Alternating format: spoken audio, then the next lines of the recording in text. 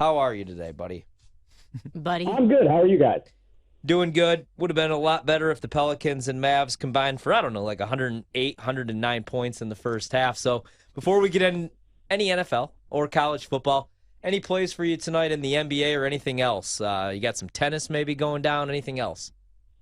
I would love to say that I'm in like WTA Shanghai or wherever the tennis stores are, but just early in the week, football season, man, I spend the first 48 hours just crunching numbers for everybody, so I don't really have anything going until Thursday night. Chase, we went to the well with UT Martin last week against Tennessee. They could not get that backdoor cover for us. I'm sure you were watching along with me. That was unfortunate.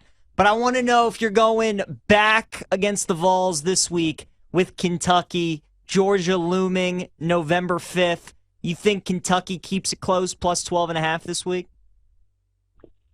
I really don't know. I struggle with game script for that game. Co-sign on the UT Martin tragedy. I was like 14 beers in Harrisonburg and just like standing in the bus loop, stomping my feet like, no, we were so close to the back door. And people are looking at me very strange, like, we're not an FCS school anymore, right? Anyway, I worry about game script with Kentucky because it feels like Tennessee, kind of like they did against Martin, they dump 35 points on you in a quarter, and all of a sudden with Kentucky, you're looking around with their offense, like, I don't know if they can win a track meet. And, if that defense gets out of what they're used to doing, which is kind of low-scoring, grinded-out sort of game, I just wonder about Kentucky's ability to compete in that style of game. And so for that reason, I would probably stay away from it because I don't know if it's going to be a grinded-out or a track meet kind of game. Chase, so another game, I was looking at some line movement here, college football. And actually, Chase, we're going to hang up. We're going to give you a call back, try to get a better connection. That's Chase Kiddy, Lions Edge podcast. We're going to try to reconnect as kind of sounded like he was calling from a walkie-talkie. Yeah, I think I heard a Niner in there. Yeah, he did. So we will reconnect here with Chase. And I just saw, so Kansas State just flipped from a 1-point dog to a 1.5-point favorite. Just saw that. Against OK State. And then Missouri's went down from 5.5 to 4.5. Wanted to talk about those two games. Yeah. There's some interesting games this week. UCF Cincinnati's a pick'em. I'm really curious about our game, Peach, going to Ann Arbor, which Ryan decided he couldn't go with us, which was very sad. Would love to have him there. Michigan, 22.5-point favorite, though. That's a lot of points. That's a lot of points. In a rivalry game. And Michigan State's dominated that series, too, ever since Harbaugh's been there. Always played them tough. Chase, we were just talking about the fact that me and PJ are actually going to be in Ann Arbor this weekend watching Michigan State, Michigan. Obviously Michigan State, despite, how bad they are, they've always played Michigan tough. It's obviously this big, huge rivalry. Michigan is a 22.5-point dog. Total is 54.5. What are your thoughts on that game script in Ann Arbor? Probably an under, if nothing else. First of all, rivalry game under. And second of all, I don't trust Michigan State really at all. They're kind of like, how Indiana was everybody's regression target last year? Like, they had a great 2020, but they're going to crash and burn. It's exactly what's happening to Michigan State this year. I don't trust Michigan State's offense to do anything against Michigan's defense, but I also have problems laying a bunch of points with Michigan's offense. So I think probably an under for me in that spot. What about Notre Dame, Syracuse? This opened 4.5. We're down to 2.5 right now. The threes are gone for Notre Dame at most spots right now. But Notre Dame, 2.5-point dogs against a Syracuse team who hung in tough, man. Should have actually probably beat Clemson last week. Probably won. What would you do here? That's such a weird number, right? I mean, Notre Dame's been so disappointing all year. And Syracuse, you would think, even though the undefeated, shine is off of them at this point, you would expect them to maybe be a little bit bigger of a favorite in this spot, and then the line movement toward Notre Dame. I mean, it's got to be Notre Dame or pass for me. I just put the wraps on the college football episode of the Lions Edge this week, and I didn't make Notre Dame an official play, but I said, look, if you're going to get involved here, it's Notre Dame or pass, and if you're going to get involved with Notre Dame, I would buy back to the 3 and get the key number, but I would not back Syracuse here. Yeah, I'm agreeing with you there. Why is Marshall favored by 2.5 against Coastal Carolina? Oh, my God. How much time do you have? Do you want me to talk about this game for 45 minutes? Kind of, actually. We have to go with Coastal, right? Like, here, I know it looks too easy, but, I mean, this is where Grace McCall and Jamie Chadwell, this is their bread and butter, these kind of games. Coastal money line, one of my favorite bets of the week. Look, Marshall has had a terrible month and a half, and they go to Harrisonburg. JMU, I was at the game, like I just said 5 minutes ago. JMU could have played UT Martin this past weekend, and UT Martin would have won. Like they found out late Friday that Todd Centeio, the quarterback, it was a scratch because of a freak oblique injury in practice. So they throw the second-string kid in there, and he just looks bad because he didn't have first-string prep all week. Half the offensive line's out. Like, Marshall was always going to win that game the way it played out. But now they're getting respect like, oh, Marshall figured it out. It had nothing to do with Marshall, how they won that game. It had everything to do with how hurt JMU was. They're basically playing an FCS 2-deep. So I love going against Marshall in this spot. They shouldn't be laying points to Coastal. Coastal's had a bye to figure out some of their problems. Love Coastal on the money line. Yeah, that's a really interesting point. There's just so many games that I'm wanting to kind of get your thoughts on. Let's just go over to this Wake Forest Louisville game. Like you said, we've talked about Louisville all year. Very up and down team. Like when they look good, they look really good. They're at home to a Wake Forest team that just feels like they are clicking. What are your thoughts on that game? Well, I mean, you said it perfectly, Trista. What Louisville team am I going to get if I'm betting on Louisville here? Wake Forest maybe doesn't have the height and the ceiling of some of the other top-end ACC teams, but they are super consistent week to week. And so I would be kind of comfortable here laying the short number on the road with Wake Forest, with the understanding that if Louisville gets a 19 when they roll the D20, then your bet's probably dead. Yeah, exactly. Chase, another interesting game. You have Ole Miss, who came back down to earth a little bit last week. Now they go on the road to take on Texas A&M, and Texas A&M has been terrible this season. Also, They have 3 more injuries on their offensive line. What would you do in this game? I still think that A&M's probably the right side, and I think Ole Miss is probably going to win maybe one more game the rest of the way. Yeah, are they going to make a bowl game, Chase?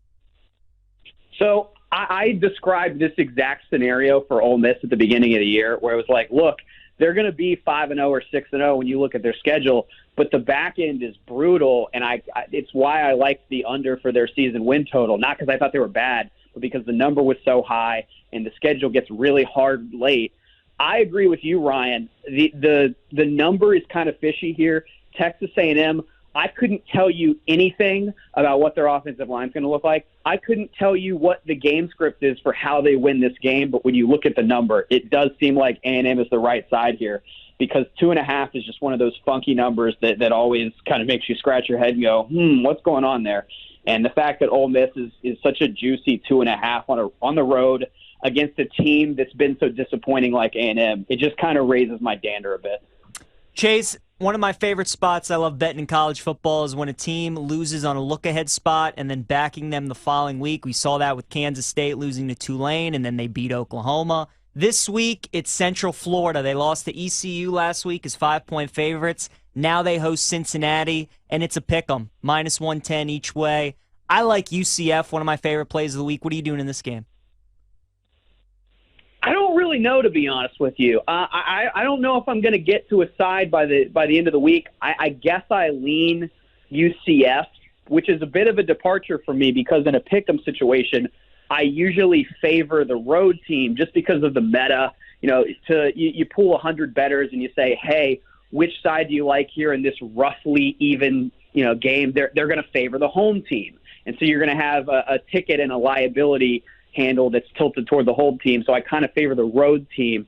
But it's just something about the situation. Maybe it's exactly what you laid out, that now they're kind of smarting off of the loss to East Carolina.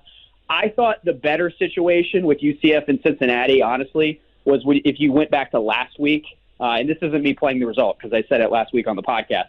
I thought the better approach was, hey, bet ECU last week, bet Southern Methodist last week, and then lay out from this UCF-Cincinnati game, which isn't very fun because it's a big game.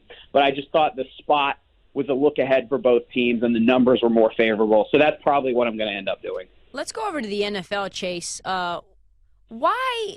Help me understand this. And I know that there's bounce-back spots and teams get angry and there's bulletin board material, but it just doesn't make a lot of football sense why the Tampa Bay Buccaneers are only a 1.5-point dog to the Ravens. Yeah, I think it's weird too. I mean, So you could make the case, right, that Tampa is just in full-blown meltdown mode, right? They had a coaching change from last year to this year. All this weird stuff that's going on with Brady. Their offensive line's in shambles. They've got injuries all over the offensive side of the board. Now the defense, which it felt like the last remaining consistent part of that team was, well, at least the defense is going to show up every week. They got run all over by Carolina and backup running backs, like names we mostly know because they were good in the Big 12 a few years ago, Chuba Hubbard and Dante Foreman. So it's a super weird situation. My issue with Baltimore is they cannot close games. I mean, they jump out to like decent 3 or 4 point halftime leads. They fumble the ball late. They give up leads, and every bet it seems like in the fourth quarter with Baltimore laying points is in peril. So it seems to me like Baltimore is the better team, and that I don't know how you back Tampa in this spot other than you're buying low after a catastrophic loss to Carolina. But the question you have to ask yourself, I think, handicapping Tampa is, look, is it a blip or a trend? And for me, I'm not convinced that the Tampa loss to Carolina is a blip. It feels like the ship is sinking, and I would not go near that. Chase, we only got about 2 more minutes. Another line that stinks in the NFL is this Titans-Texans game, where on the opener you had the Titans 5.5-point favorites. I don't love this team, but Mike Vrabel is a great coach, and right now they lead that division. And you have the Texans, the 3's not even there anymore. It's down to 2.5. What would you do if you had to play this game? Would you just go Texans money line if you're going to grab the 2.5 plus 2.5 at home?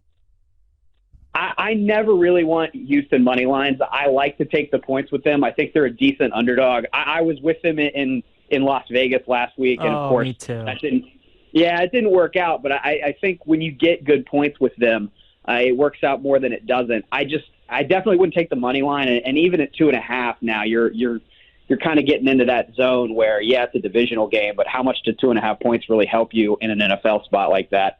So I kind of maybe think about some buyback on Tennessee, even though I do generally like to play Houston as a dog at home. Really quick, about a minute. Giants 3-point dogs at the Seattle Seahawks. The Giants just keep finding ways to win games despite who the opponent is. PJ's going back to the Seahawks fading the Giants. What say you? So I had the exact same read as PJ on the Jags-Giants game last week. The difference was I didn't play it because it was like I'm tired of trying to pick the spot where the regression ends up happening for the Giants. Yes. So I would play Seattle because I think they're the better team and the more sustainable offense. But I just don't want to get involved and try to start predicting or keep trying to predict when the Giants thing is actually going to fall apart and they're going to regress to the mean. Chase, thanks so much, man. Enjoy your night. Awesome stuff. Thanks, Chase. See you guys.